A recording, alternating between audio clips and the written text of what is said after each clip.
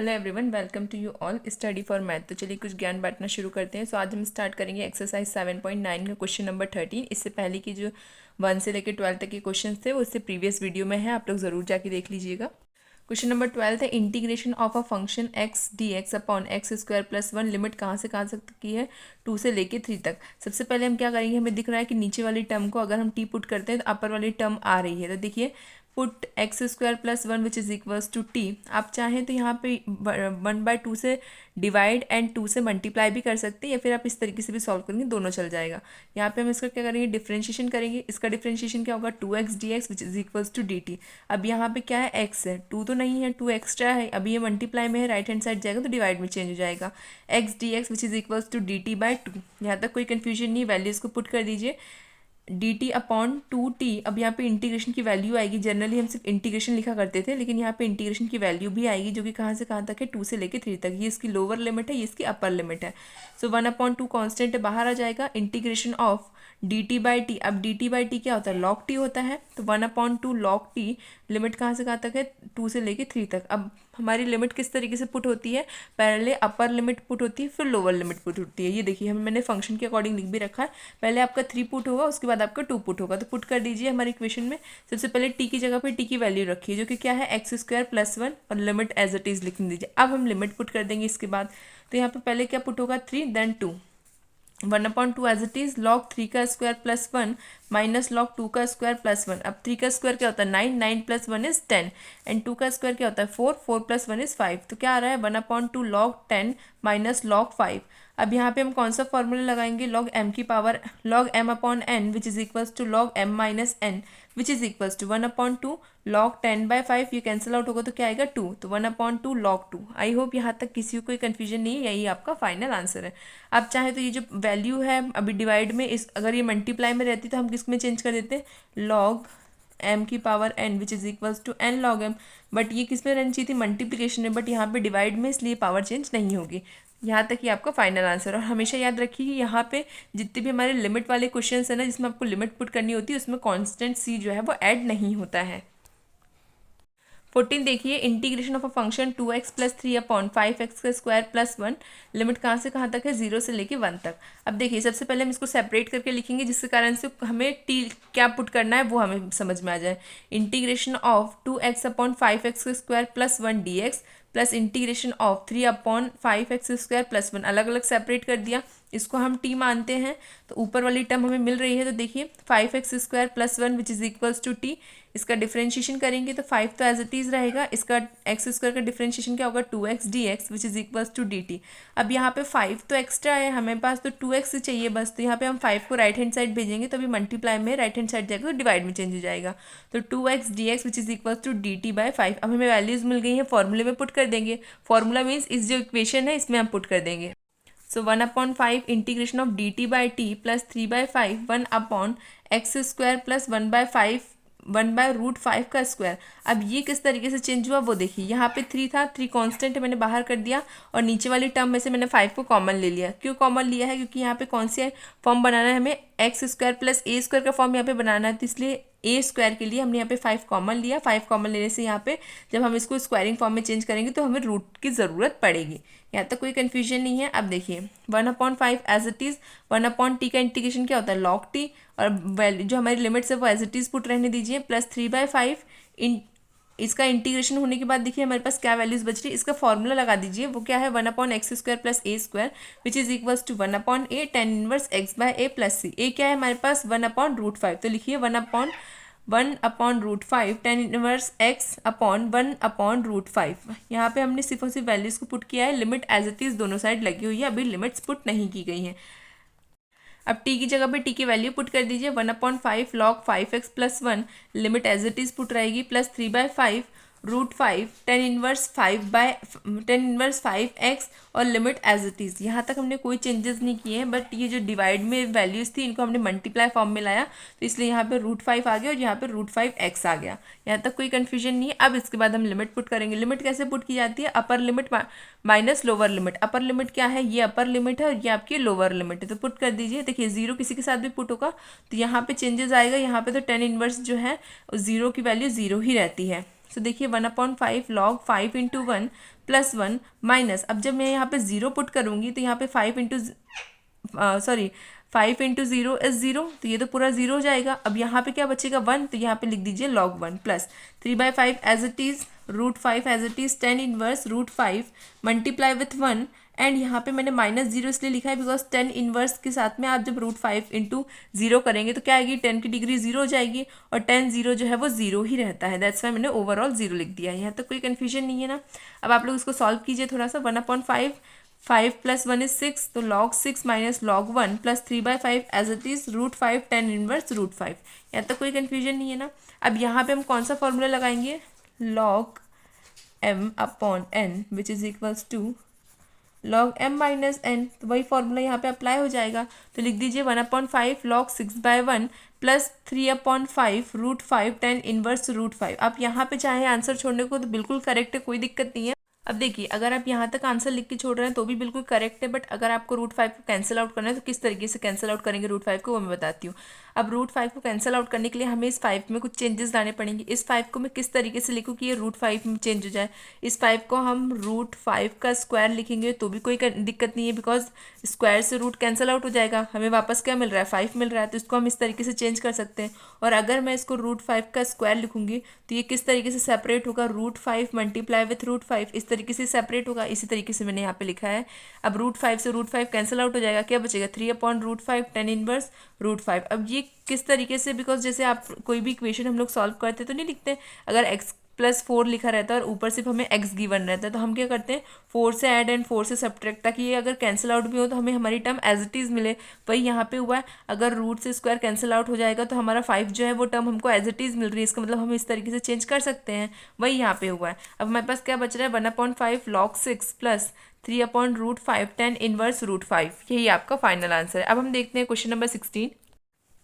Integration of a function f(x)² upon x² plus 4x plus 3dx। अब यहाँ पे आप लोग देखिए जो हमारा इंटीग्रेशन फंक्शन है उसमें न्यूमिनेटर और डिनोमिनेटर की जो डिग्रीज है वो बिल्कुल सिमिलर है। यहाँ पे x की वैल्यू, x की पावर क्या है 2 है, और यहाँ पे भी x की पावर क्या है 2 है, मतलब डिग्री जो है वो दोनों की सेम है। तो हम लोग जो बेसिक फॉर्म होता है वो अप्लाई करेंगे।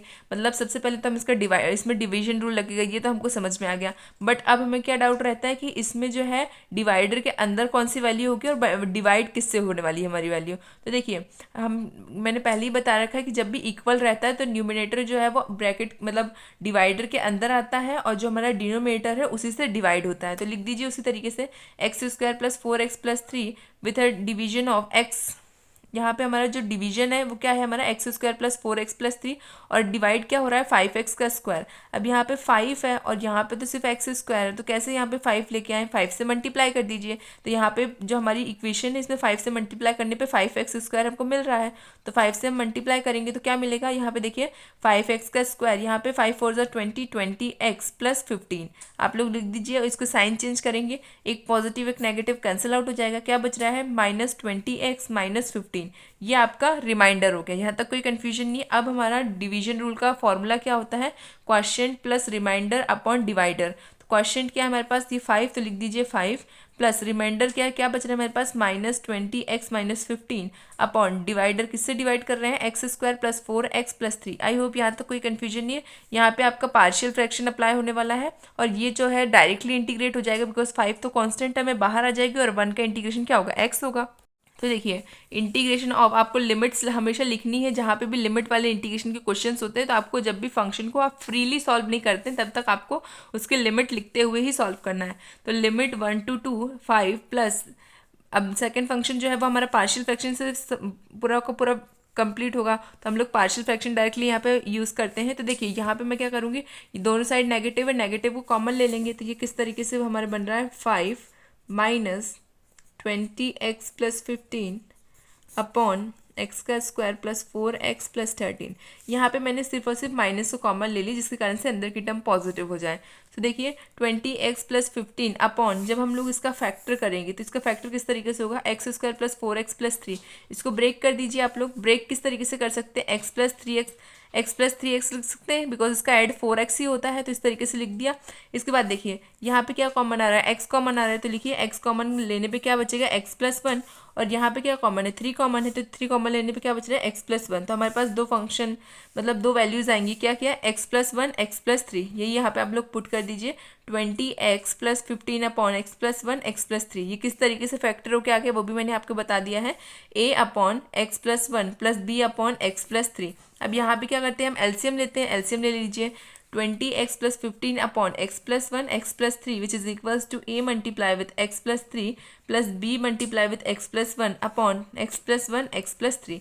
नीचे की टर्म सिमिलर है, कैंसिल आउट हो जाएंगी, क्या क्या बच रहा है 20x + 15 which is equals to a with multiplication of x+3 plus b x+1। अब यहाँ पे हमारे ब्रैकेट के अंदर a और b मल्टीप्लाई होंगे, तो 20x + 15 which is equals to ax + 3a plus bx plus b। अब यहाँ पे x की टर्म को हम कॉमन ले सकते हैं, तो कॉमन ले लीजिए, x कॉमन लेने पे क्या बच रहा है a, यहाँ से बचेगा b plus 3a plus b। अब यहाँ पे हमारे पास x की भी वैल्यू है और कांस्टेंट टर्म की भी वैल्यू है, तो कंपेयर कीजिए। On comparing both side a plus b which is equals to 20 and 3a plus b which is equals to 15। यहाँ तक कोई कन्फ्यूजन नहीं है। साइन यहाँ पे कहीं भी नेगेटिव नहीं, तो इनका साइन चेंज होगा, साइन चेंज होने पे b जो है एक पॉजिटिव एक नेगेटिव है, कैंसिल आउट हो जाएगा, 3a में से 1 ही जाएगा, तो क्या बचेगा 2a नेगेटिव के साथ में विच इज इक्वल्स टू 5। यहाँ तक कोई कन्फ्यूजन नहीं, a की वैल्यू हमें मिल गई है -5/2। इसको किसमें पुट कर दीजिए, इक्वेशन 1 में, जिससे हमें क्या मिल सके, b की वैल्यू मिल सके। So a plus b which is equals to 20, a की जगह पे a की वैल्यू पुट कीजिए -5/2 plus b which is equals to 20। ये राइट हैंड साइड जाएगी तो पॉजिटिव हो जाएगी, अभी नेगेटिव है, तो b इक्वल्स टू 20 + 5/2। एलसीएम लेंगे तो क्या आएगा 40 + 5/2। सॉल्व करेंगे तो क्या आ जाएगा b इक्वल टू 45/2। यही आपका फाइनल आंसर है। हमारे पास a और b की वैल्यूज आ चुकी हैं, अब पुट कर देंगे हम। तो देखिए integration of limit from limit कहाँ से कहाँ तक है, 1 से लेके 2 तक, माइनस हमारा जो फंक्शन है वो हम लिखते हैं integration of limit as it is रहेगी।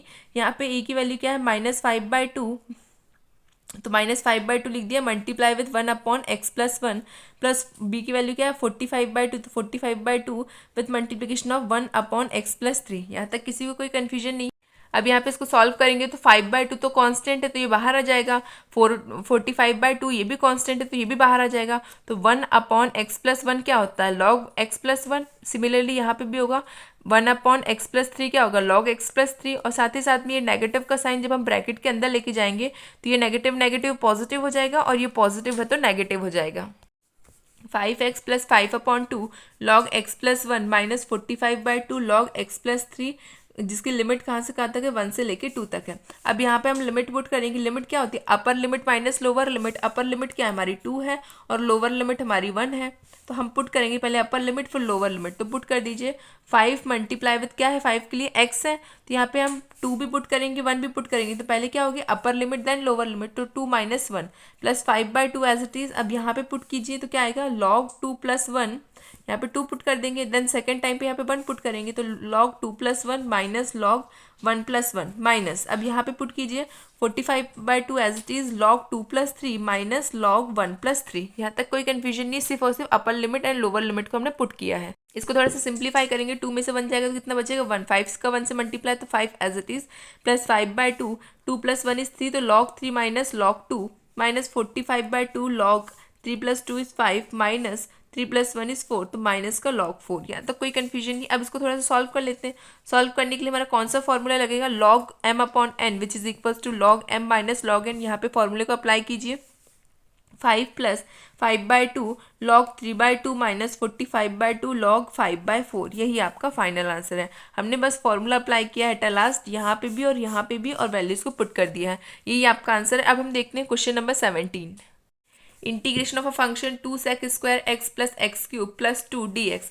अब यहाँ पे सबसे पहले हम क्या करते हैं, इंटीग्रेशन करते हैं, तो कर दीजिए इंटीग्रेशन। 2 एज इट इज रहेगा, sec² x का इंटीग्रेशन क्या होता है 10x, प्लस यहाँ पे इंटीग्रेशन करेंगे तो पावर में है तो x+1, x की पावर x+1 अपॉन n+1, ये पुट कर दीजिए इसमें वैल्यूज़ को, तो x की पावर 4/4 प्लस 2 कॉन्स्टेंट बाहर आ जाएगा। 1 का इंटीग्रेशन क्या होता है x, और यहाँ पे लिमिट कहाँ से कहाँ तक है 0 से लेके π/4 तक। अगर फंक्शनेबल वे में लिखूँ मैं तो यहाँ पे हम किस तरीके से लिखेंगे, पहले क्या होता है अपर लिमिट, देन क्या होता है लोअर लिमिट। तो अपर लिमिट क्या है हमारी π/4, लोअर लिमिट हमारी 0, पुट कर दीजिए हमारे फॉर्म में।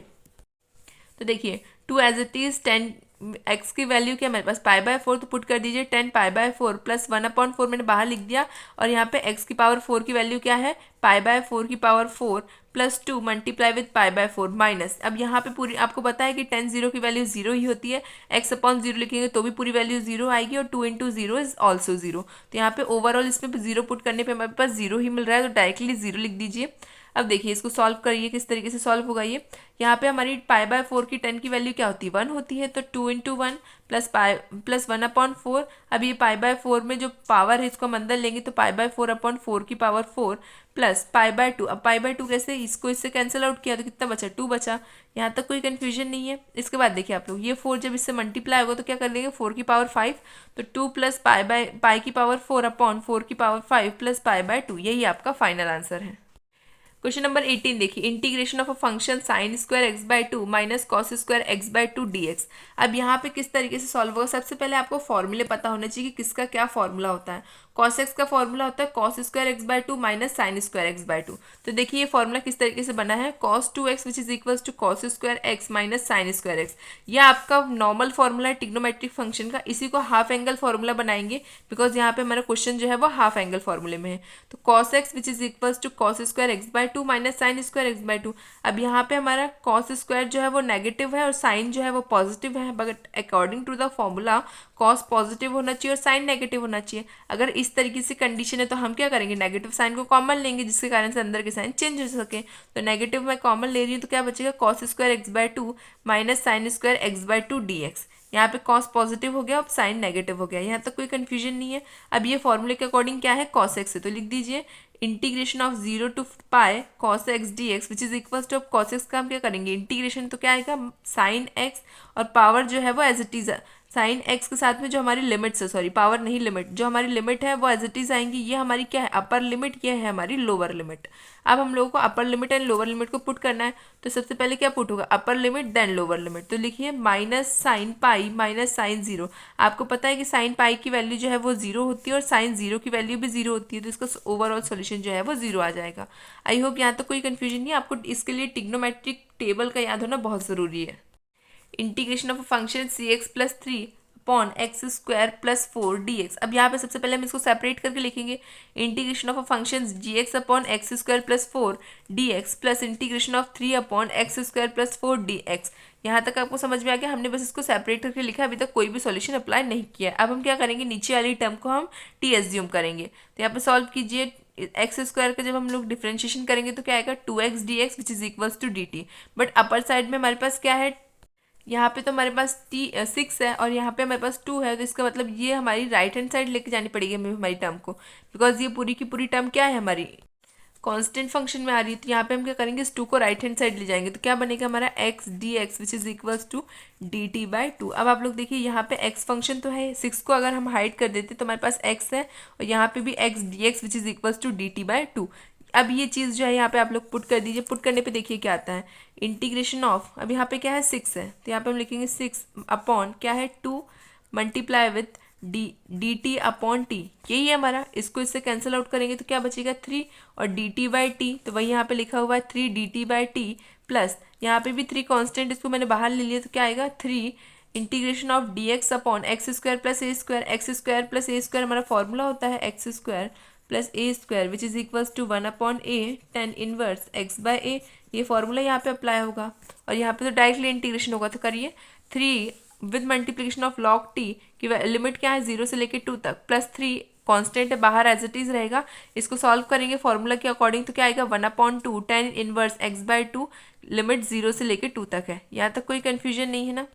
अब देखिए टी की जगह पे टी की वैल्यू पुट कर दीजिए 3 multiply with log x square 4, limit 0 से लेकर 2 तक है plus 3 by 2 tan inverse x by 2, limit 0 से 2 तक एज इट इज़। यहाँ तक किसी को कोई कन्फ्यूजन नहीं है। लिमिट किस तरीके से पुट होती है, पहले upper limit then minus lower limit. तो पुट करिए 3 log x square plus 4 minus log 4। अब यहाँ पे लॉग 4 किस तरीके से आया, यहाँ पे जब 0 पुट करेंगे तो यहाँ पे सिर्फ और सिर्फ 4 बचेगा, 10 यहाँ पे 4 आया है plus 3 by 2 as it is tan inverse. यहाँ पे जब हम 2 पुट करेंगे तो क्या आएगा 2 बाई 2 माइनस यहाँ पे हम क्या पुट करेंगे 0 पुट करेंगे तो 3 बाई 2 टेन इनवर्स 0। यहाँ तक कोई कन्फ्यूजन नहीं है। अब यहाँ पे 2 से 2 कैंसिल आउट होगा तो क्या बचेगा 1 और टेन इनवर्स 0 की वैल्यू क्या होती है 0 ही होती है।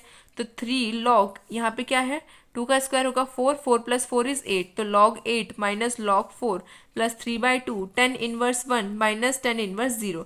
अब 10 इनवर्स 0 की वैल्यू 0 ही रहती है, और 10 इनवर्स के साथ में जो 1 है इसको हम किस तरीके से लिख सकते हैं, 10 पाई/4, तो लिख दीजिए 3 log 8/4। यहाँ पे हमारा कौन सा फॉर्मूला अप्लाई हुआ है, log m upon n which is equals to log m minus log n, वही फॉर्मूला यहाँ पे पुट हुआ है। तो यहाँ पे देखिए क्या आएगा, 8/4 प्लस 3/2 10 इनवर्स 10 पाई/4 माइनस 0, इसको मैंने पाई/4 लिख सकती हूँ, वही मैंने यहाँ पे किया। इससे ये कैंसिल आउट हो जाएगा। क्या बच रहा है हमारे पास टर्म, 4 1 ज़ा 4 2 ज़ा प्लस 3/2 मल्टीप्लाई विथ, यहाँ पे सिर्फ और सिर्फ क्या बचेगा, पाई/4। इस 3/2 का पाई/4 से मल्टीप्लाई होगा तो क्या आएगा, 2 का 4 से multiply 8, 3 log 2 plus 3 pi upon 8, यही आपका फाइनल आंसर है। आई होप यहाँ तक किसी को कोई कन्फ्यूजन नहीं है। अब हम देखते हैं question number 20। Integration of a function x e की power x plus sine pi x upon 4 dx। अब यहाँ पे क्या यूज़ होगा, आइलेट का फॉर्म, आइलेट के फॉर्म के अकॉर्डिंग देखिए ये क्या हमारी एल्जेब्रिक टर्म है, ये हमारी एक्सपोनेंशियल टर्म है। एल्जेब्रिक टर्म फर्स्ट इसलिए वो u होगी, एक्सपोनेंशियल टर्म सेकंड है इसलिए वो v होगी। ये फर्स्ट है, ये सेकंड है, आप लोग इस तरीके से भी लिखा करिए ताकि आपको पता रहे कि फर्स्ट टर्म क्या है और सेकंड टर्म क्या है।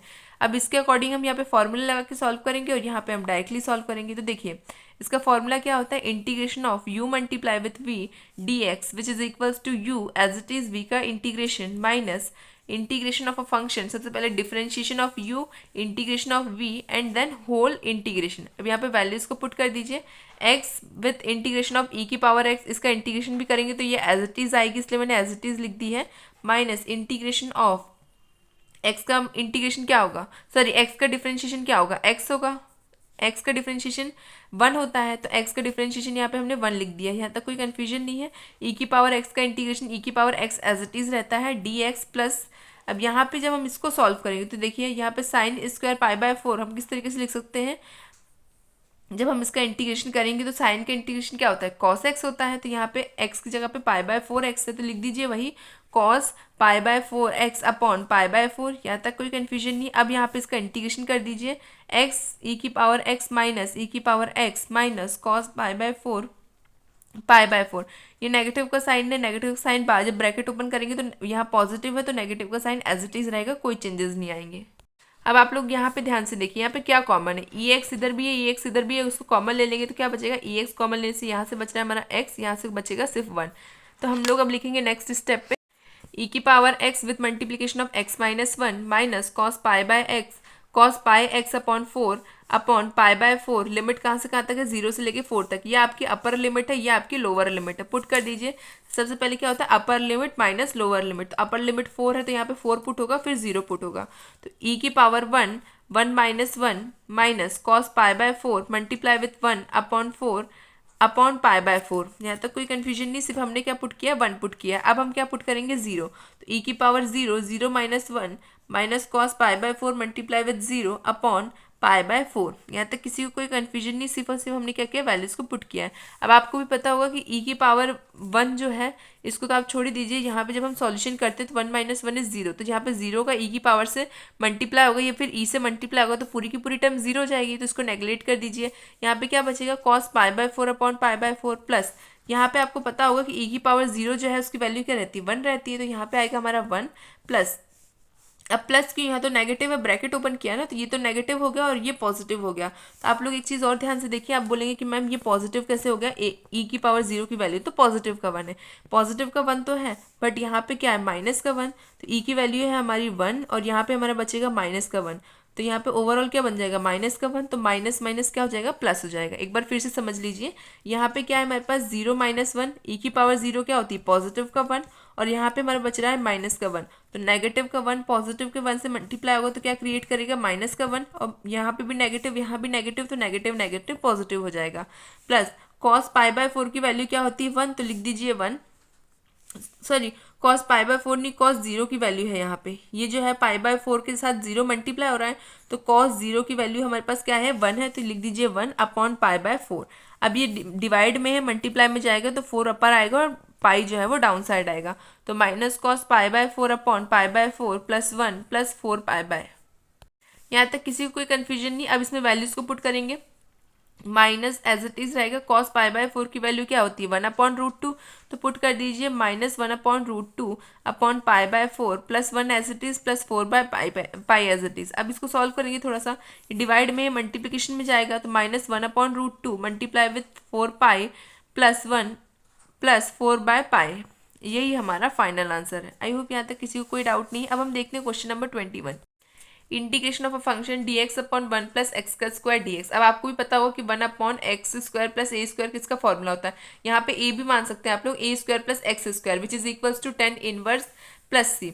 यही आपका 10 इनवर्स का फॉर्मूला होता है 1 अपॉन 1 प्लस एक्स का स्क्वायर। अब अगर यहीं पे क्या होता है A square plus X square होता तो हम कौन सा फॉर्मूला लगाते, A 1 upon A 10 inverse x by A plus C, ये वाला फॉर्मूला लगाते हैं हमारा। बट यहाँ पे क्या चेंजेस है, यहाँ पे 1 अपॉन ए की जगह पे यहाँ पे 1 है, 1 प्लस एक्स का स्क्वायर, तो इसको नॉर्मल फॉर्मूला क्या होता है 10 इनवर्स एक्स पुट कर दीजिए, यही इसका इंटीग्रेशन हो जाएगा। तो 10 इनवर्स एक्स लिमिट कहाँ से कहाँ तक है 1 से लेके √3 तक। फंक्शन में लिमिट किस तरीके से पुट करते हैं, upper limit minus lower limit, तो पुट कर दीजिए 10 इनवर्स √3 माइनस 10 इनवर्स 1।